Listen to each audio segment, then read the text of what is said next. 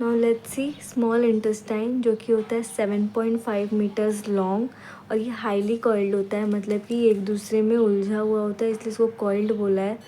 और फिर receive secretions of liver and pancreas, मतलब कि क्या है, लिवर जो होता है वो अपना सीक्रिएशंस, वो भी डाइजेस्टिव जूसेस सीक्रेट करता है, तो वो अपने सीक्रेशन यहाँ से देता है स्मॉल इंटेस्टाइन को।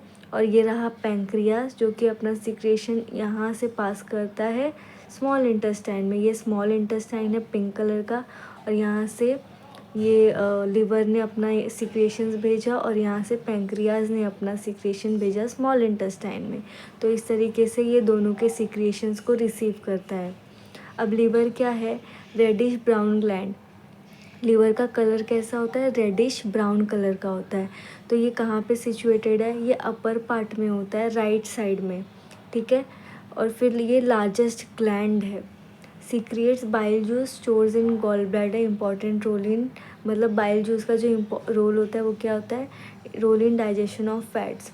तो लीवर क्या सीक्रेट करता है, बाइल जूस, और बाइल जूस को स्टोर करने वाला ऑर्गन है गॉल ब्लैडर। तो गॉल ब्लैडर का काम होता है बाइल जूस को स्टोर करके रखना, और जब ज़रूरत पड़ती है धीरे धीरे गॉल ब्लैडर थोड़ा थोड़ा बाइल जूस छोड़ेगा, और वो क्या करेगा, फैट्स को डाइजेशन में हेल्प करेगा।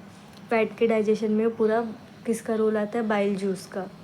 तो ऐसे याद रखना है कि लीवर बाइल जूस को सीक्रेट कर रहा है और उसको स्टोर कर रहा है गॉल ब्लैडर, और बाइल जूस का एक फंक्शन है कि वो किस में रोल, उसका रोल होता है डाइजेशन ऑफ फैट्स में।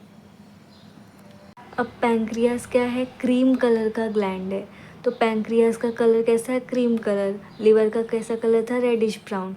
ये इसका लोकेशन का है, स्टमक से थोड़ा बिलो रहता है, मतलब कि स्टमक के जस्ट नीचे, जैसा कि मैंने पहले डायग्राम में दिखाया। फिर है पैंक्रिएटिक जूस। पैंक्रिएटिक जूस क्या करता है, कार्बोहाइड्रेट, फैट्स, प्रोटीन्स को ब्रेक करेगा इनटू सिंपलर फॉर्म्स।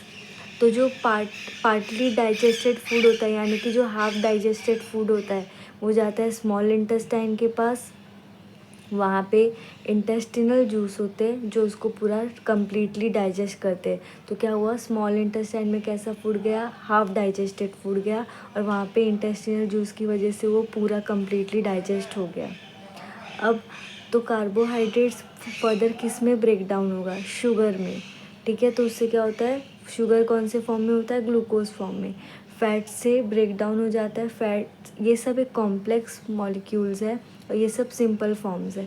तो जो कार्बोहाइड्रेट्स सिंपल फॉर्म में शुगर बन गया, फैट सिंपल फॉर्म में फैटी एसिड एंड ग्लिसरॉल बन गया, प्रोटीन्स को जब ब्रेक किया तो वो बन गया अमाइनो एसिड।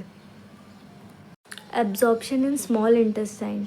तो अब स्मॉल इंटेस्टाइन में अब्जॉर्प्शन कैसे होता है, तो अब्जॉर्प्शन क्या है, डाइजेस्टेड फूड पास होता है ब्लड वेसल्स में in the wall of intestine. तो जो जितना भी फूड डाइजेस्ट हो गया, फाइनल डाइजेशन कहाँ पे हो रही है, इंटेस्टाइन में।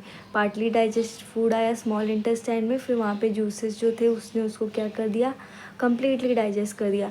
अब वो कम्प्लीटली डाइजेस्टेड फूड जब ब्लड वेसल्स में पास हो जाता है तो इसको बोलते हैं एब्जॉर्प्शन। अब एब्जॉर्प्शन कैसे होता है, फिंगर लाइक आउटग्रोथ प्रेजेंट होते हैं ये स्मॉल इंटेस्टाइन के वॉल में। तो उसका ना, वो जो आउटग्रोथ है उसको विलाय बोलते हैं। विलाय का काम क्या है, increases surface area for absorption, has network of thin and small blood vessels. तो यहाँ पे छोटे छोटे ब्लड वेसल्स होते हैं, और जो विलाय का जो सरफेस है वो डाइजेस्टेड फूड को अब्जॉर्ब करता है। तो क्या होता है, सारे अब्जॉर्ब सब्सटेंस डिफरेंट ऑर्गन्स तक पहुंच गए वाया ब्लड वेसल्स। तो क्या हुआ, अब्जॉर्ब सब्सटेंस को डिफरेंट ऑर्गन्स तक पहुंचाया गया थ्रू सम ब्लड वेसल्स। तो इस पूरे प्रोसेस को बोलते हैं असिमिलेशन। तो असिमिलेशन के बाद कुछ, अब जो फूड बच गया है, अनडाइजेस्टेड रह गया है, अनएब्जॉर्ब्ड रह गया है, वो कहाँ जाता है, लार्ज इंटेस्टाइन में। अब लार्ज इंटेस्टाइन क्या है, 1.5 मीटर लॉन्ग, यानी कि ये स्मॉल इंटेस्टाइन से लेंथ में छोटा है, बट ब्रेथ में ये स्मॉल इंटेस्टाइन से वाइडर है। और ये क्या करता है, absorb water, salt and undigested food. तो सारा पहले तो अनडाइजेस्टेड फूड लार्ज इंटेस्टाइन में आया, वहाँ पे वाटर और सॉल्ट और अनडाइजेस्टेड फूड का अब्जॉर्प्शन हो गया। अब जो बच गया वेस्ट प्रोडक्ट्स है वो कहाँ जाता है, रेक्टम में। तो रेक्टम में वो कैसा हो जाता है, सेमी सॉलिड फीसिस। अब ये सेमी सॉलिड फीसिस को हम लोग रिमूव कर देते हैं थ्रू एनस। तो एनस से जब रिमूव करें तो इसको बोलते हैं इजेशन। तो सबसे पहले जब हम लोग फूड को अंदर ले रहे थे तो वो था इंजेशन, और जब फूड फीकल मैटर को यानी कि फीसिस को, सेमी सॉलिड फीसिस को बाहर निकाल रहे हैं तो उसको क्या बोला गया है, इजेशन। तो अभी डाइजेशन इन ग्रास ईटिंग एनिमल्स देखते हैं। तो उसमें क्या होता है कि ग्रास ईटिंग एनिमल्स जैसे कि काउज और बफेलोज हो गए, तो ये क्या करते हैं, फूड को डायरेक्टली स्वॉलो कर लेते हैं। उनके उसके बाद क्या करते हैं, उस फूड को रूमेन में स्टोर करते हैं। रूमेन एक पार्ट ऑफ स्टमक है। तो उसमें क्या होता है, वो रूमेन कैसा होता है, 4 चेम्बर्ड होता है। तो उसमें जब खाना को वो स्टोर करते हैं तो वहाँ पे फूड पार्शियली डाइजेस्ट होता है। पार्शियली डाइजेस्ट का मतलब क्या है, हाफ डाइजेस्ट होता है, और उस हाफ डाइजेस्टेड फूड को बोलते हैं कर्ड। फिर धीरे धीरे बाद में कर्ड ये रिटर्न होता है माउथ में इन स्मॉल लम्स की मतलब छोटे छोटे पार्ट्स में ये आता है एनिमल के माउथ में। उसके बाद वो उसे च्यू करता है। तो इस प्रोसेस को क्या बोलते हैं, रूमिनेशन। इसलिए ऐसे एनिमल्स को क्या बोला गया, रूमिनेंट्स। फिर जब बाद में जब वो माउथ में पूरा च्यू करते हैं तो ये कम्प्लीटली डाइजेस्ट होने लगता है फूड। तो जब फूड कम्प्लीटली डाइजेस्ट हो जाए तो वो कहाँ जाता है, रेटिकुलम में। अब जो ग्रास है वो रिच इन सेल्यूलोज है। रिच इन सेल्यूलोज मतलब कि ग्रास में सेल्यूलोज होता है। तो क्या होता है कि बैक्टीरिया सेल्यूलोज को डाइजेस्ट करते हैं। वो एक स्पेशल काइंड ऑफ बैक्टीरिया होता है जो सिर्फ रूमेन में प्रेजेंट होता है, मतलब एनिमल्स के पास ही होता है ये बैक्टीरिया। तो फिर ये ह्यूमन्स के पास नहीं होता ऐसा बैक्टीरिया, तो इसलिए ह्यूमन सेल्यूलोज डाइजेस्ट नहीं कर पाते।